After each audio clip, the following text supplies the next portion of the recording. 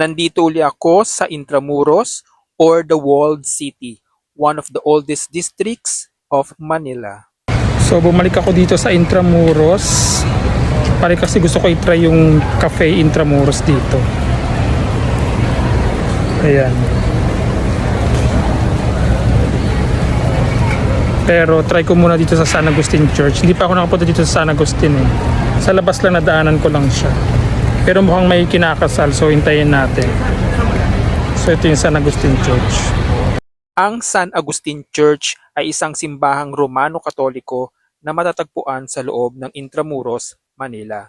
Taong 1993, ang simbahang ito at 3 pang simbahan sa Pilipinas na itinayo noong panahon ng mga Kastila ay dineklara bilang UNESCO World Heritage Site. So hindi ako makakapasok sa San Agustin Church kasi merong kinakasal. Ayan.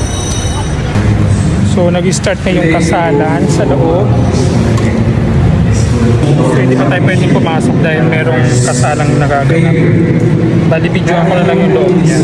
Ang kasalukuyang istruktura nito ay sinimulang ipatayo noon pang 1587 at kasama ng monasteryo ay nakumpleto noong 1604.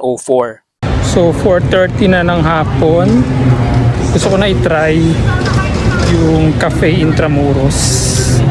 Tingnan natin kung ano magiging experience natin dito. So katabi lang siya ng San Agustin Church. Gaya na sabi ko kanina. Ayan. Let's see.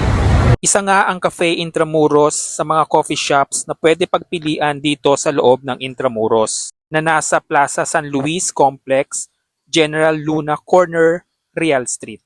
The exterior of which takes you back to the Spanish era while the cobblestone road feels like you have transcended and gives you vegan-like vibes.